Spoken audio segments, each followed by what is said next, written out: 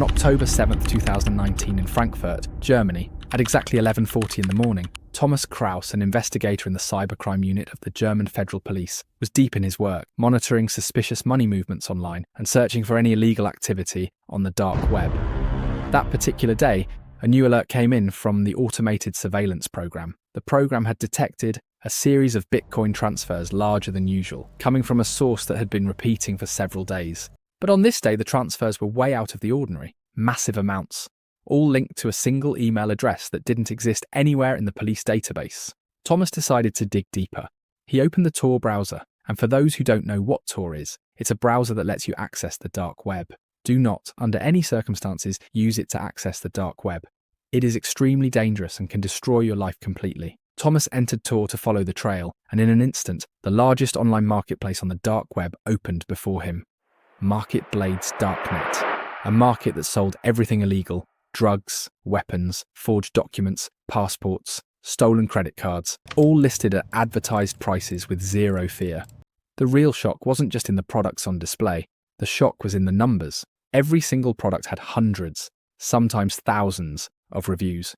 Each review was proof of a completed sale, proof that someone bought, came back, and left their opinion. These people weren't just running a market, they were completely relaxed about it. It was a message to every law enforcement agency in the world. If any of you can hack this site, come show us what you've got. And that is how the story of the biggest cyber war ever fought by the German police began. The story of Marketblade's darknet. My name is Musa. This is Midnight Verdict. This channel covers real crimes, unsolved mysteries, infamous investigations, and the cases that expose just how far people will go and how hard the truth is to bury. Every story is fully researched, every detail is verified, and nothing here is wasted. Today we're going to talk about one of the most dangerous and strangest digital cases in German history, a marketplace that managed to defy every security agency and sell everything forbidden right under their noses. Who founded this site? How did they manage to fool the police for years? How much did they make?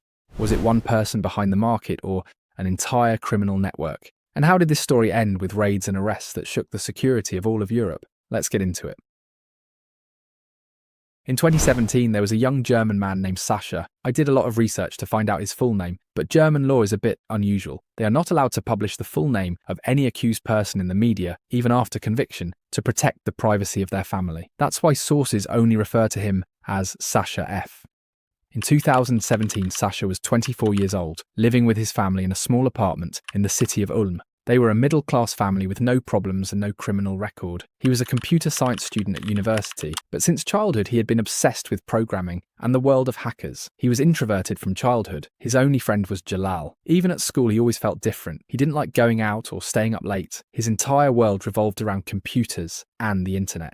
That's where he felt strong, smart, and capable of doing things others couldn't. Sasha was fascinated by this world. He felt like he had finally found the place he belonged to. In his eyes, in that place, nobody judges you based on your looks or your social status.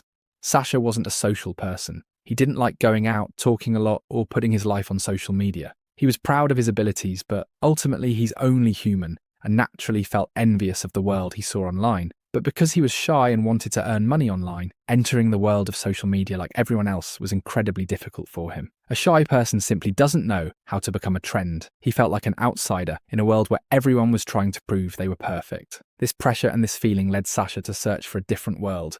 A world where people communicate using pseudonyms, where nobody knows what anyone else looks like, and where nothing matters. What matters is how smart you are, how strong you are, and how far you can go in breaching systems and defying laws. This is where Sasha found himself, on the dark web, a world where intelligence is king and power isn't measured by money. Nothing there comes without your intelligence. Fame is worthless, and your strength lies in always being the most capable of staying hidden. During that time, he saw stories about the dark web, like Silk Road, where ordinary people became legends, defied the police, and amassed millions. Sasha started dreaming of being one of them, not just an ordinary hacker, but the person everyone was talking about, the one the police were searching for but couldn't find a single trace of. And that's where the idea started. Why can't I create a market bigger than all of them?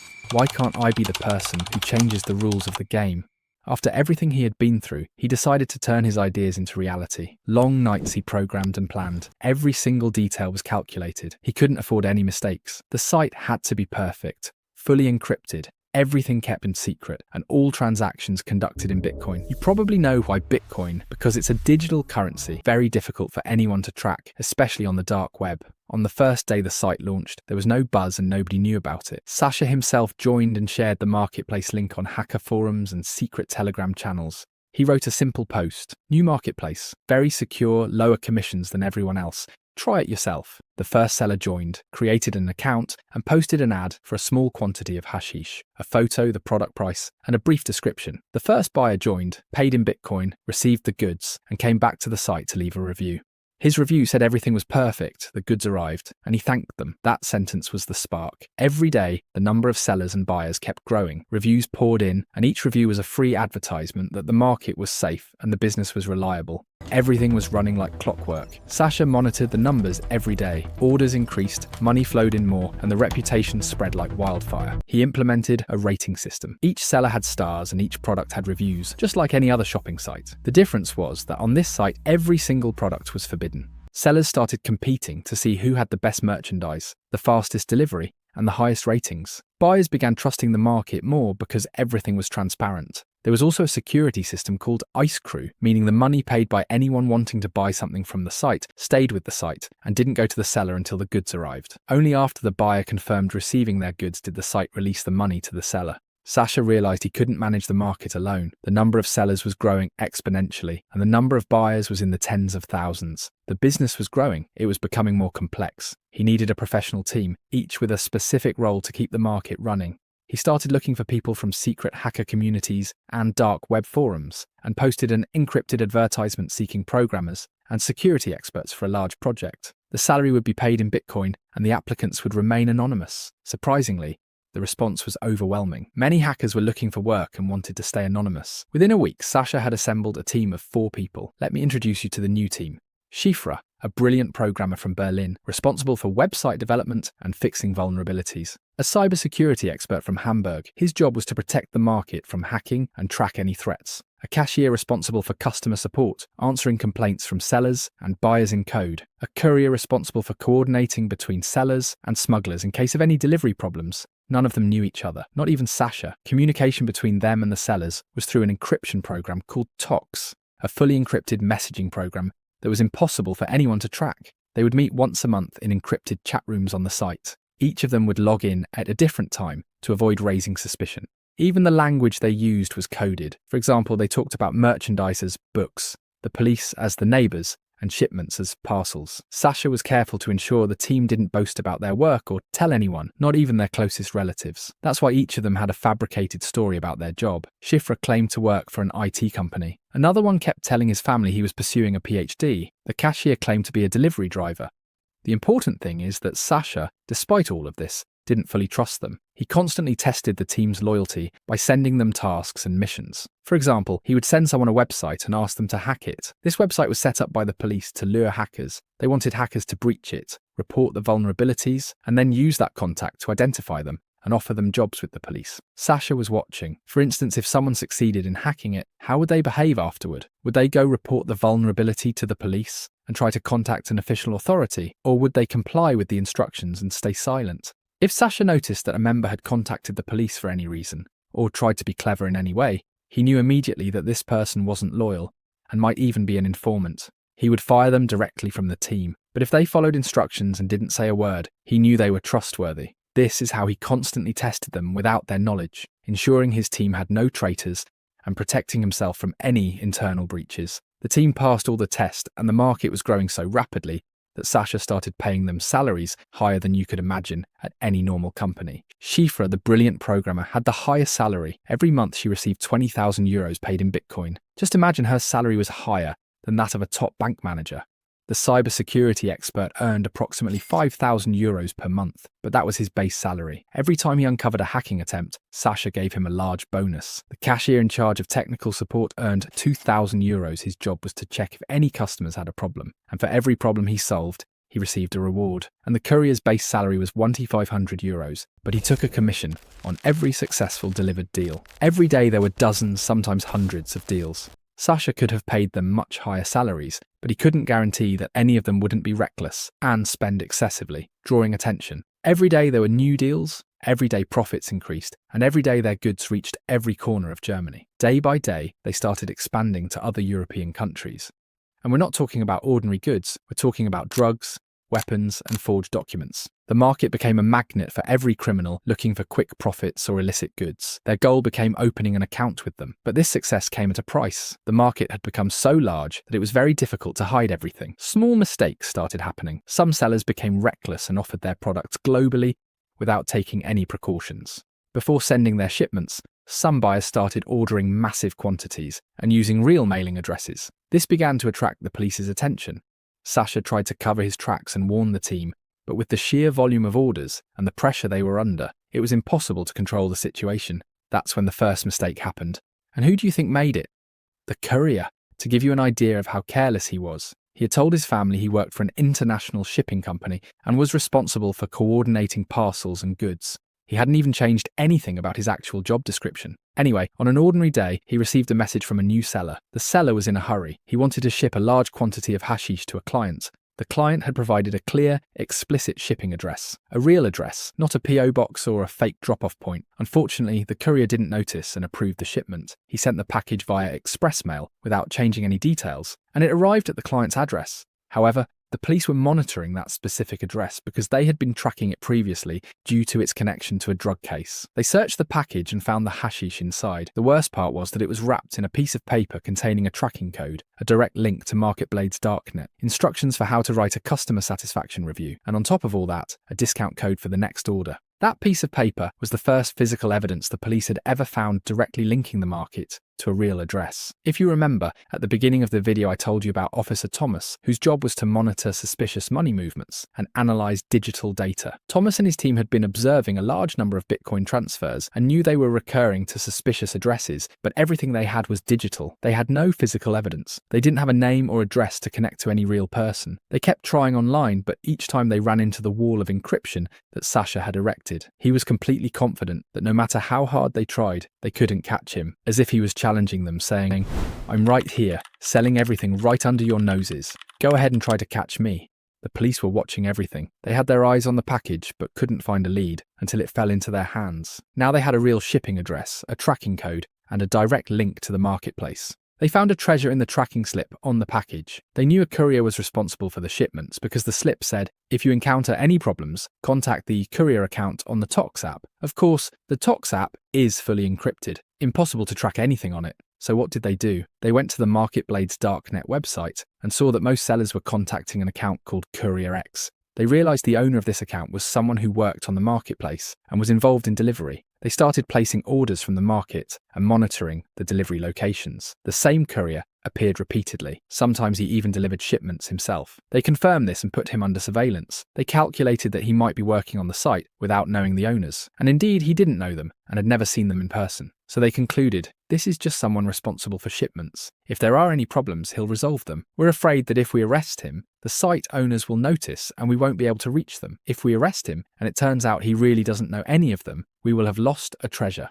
and the biggest opportunity of our lives. The German police had no choice but to continue monitoring. Over time, they gathered a lot of information about Bitcoin transactions. They had aliases, phone numbers, and email addresses. They started noticing which people frequented the same areas, or had suddenly changed their lifestyle, or whose behavior had become unusually intense. The police had a huge file, but the problem was that everything was under fake names. They didn't know anyone real on the site except for a small number of people. In the spring of 2019, the German police decided to take a bold step. They contacted the Dutch police and asked for their support. The Dutch had extensive experience after they took control of the Hansa market. They said, help us, tell us how you brought down the Hansa market. What exactly did you do? How were you able to reach real people? Because frankly, we can't. We have a huge amount of information and we've been monitoring people who receive orders, but we're afraid that if we catch them, the market owners will find out and protect themselves even more. We want to reach the ones running the entire market. The Dutch told them, everything you're doing won't get you anywhere. You need to reach the application that the team members use to communicate with each other. The Germans told them they knew the team was communicating on Tox, but it was encrypted and impossible to hack. The problem was that it wasn't just team members communicating with each other. Customers also contact the site owners on this app. But the Dutch had a solution. They said, go and hack the courier's device using TOX itself. They're not certain this program is fully secure, so they said, go create seller accounts on their website, on Marketblade's darknet. Pretend you're selling drugs, place a few orders, then say you have a problem with his order and send him a message on TOX. In this message, attach this file and tell him to open it for the return details. This attached file was a virus specifically designed by the Dutch. This virus fully infiltrates the device, revealing its IP address and location. The moment the courier opened the file, his phone came under police control without his knowledge. They could see everything on it through this virus. The police gained complete control of the device and saw the courier's conversations on TOX, his conversations with the team, with Shifra, with the cashier, the times they communicated, and the codes they used. They couldn't read the old conversations because TOX is encrypted and deletes all conversations, but they were able to record the new conversations between them and analyze their communication patterns. The clever courier had been using the same phone with the TOX app for his personal life, family photos, his email, and even his passwords. The police found that he had typed out his password. They accessed his email on his phone and found an email that had been sent to him, something amusing in how ordinary it looked. But this email contained instructions on how to access the site's backup servers. That's when everything was exposed. They accessed the servers and captured all the data. They saw all the conversations, all the deals, all the messages. Everything fell into their hands. They even discovered the passwords for the team's devices. To ensure constant access, they sent them a fake update for the TOX app, a notification that there was an update for the app. This update also contained a police spyware virus. The police could see everything without being detected by the team. The team thought it was a normal update to improve security, but in reality it was their downfall. The Dutch virus was designed so that it didn't drain the battery or slow down the device, so Sasha didn't notice. The police took advantage of the fact that he was sometimes in areas with weak internet connectivity, so he assumed slow downloads were normal. After the German police were able to access conversations, devices, encryption keys, and the cashier's shadow, they faced a new problem. All the digital evidence and conversations linked them to team members, but there was no direct contact or explicit information about Sasha. Sasha was the smartest of them all, always careful, never using the same devices or accounts. Even when communicating with the team, he used extra layers of security, sometimes using new aliases and sending encrypted instructions through intermediaries. He left no direct digital trace linking him to the market. However, as the investigations intensified and the German police cooperated with the Dutch and Bulgarians, they amassed a treasure trove of digital evidence. Their primary focus was on Bitcoin transactions and shipping addresses. The police concentrated on all large financial transfers. Through meticulous analysis of this data, they were able to identify a device that appeared at critical moments, such as during website updates or when important announcements were posted.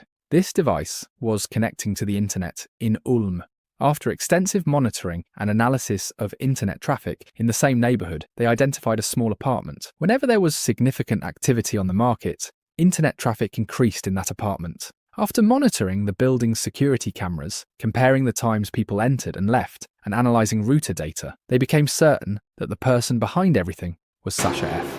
They waited until he made the mistake they wanted him to make, connecting his laptop and personal phone to the same Wi-Fi network. At that point, they were 100% sure. The police prepared a warrant and waited for the right moment. On the morning of October 7th, 2019, the police knocked on his apartment door. Inside, Sasha was at his computer preparing a new market update, completely unaware that everything was over. He was immediately arrested, and the police confiscated all his electronic devices, which were full of evidence against him, his management of the market, conversations, financial transfers, and plans. After the arrest of Sasha and the rest of the team, one of the largest digital trials in Germany began. The court charged them with managing a criminal organization, drug trafficking, and money laundering online. Sasha was the main defendant. The court sentenced him to 8 years in prison. He was charged with running the largest illicit market on the dark web in all of Germany. The rest of the team received varying sentences between 3 and 6 years, depending on their role in the network. The sentences of some were reduced because they cooperated with the investigation. The court emphasized in its ruling that the seriousness of the crime was not just that they sold drugs. The danger lay in the fact that they had developed a complete digital system that was difficult for the police to track. This type of crime has become a new security challenge for all of Europe, and so ended the legend of Marketblade's darknet. In the same month that the German police arrested them, they posted an official message on the website announcing its seizure and closure. and wrote an official warning to users that their data was now in the hands of the police. Sasha refused to admit to holding assets of 3.5 to 5 million euros. He was sentenced to 8 years in prison, and they will be released alongside him. That was the story of Marketblade's darknet, the story of a genius who thought he was smarter than everyone, and in the end, found someone smarter than him. If you made it this far and stayed until the end, it means you're someone who loves to learn and understand. And that's exactly why this channel exists. Every story holds a lesson, and every lesson can change the way you think. If you enjoyed this video, all I ask is one simple thing. Hit the like button to show you're with us, and subscribe to the channel so you never miss a new story. Every subscription helps us reach more people and bring them stories that are stranger and deeper.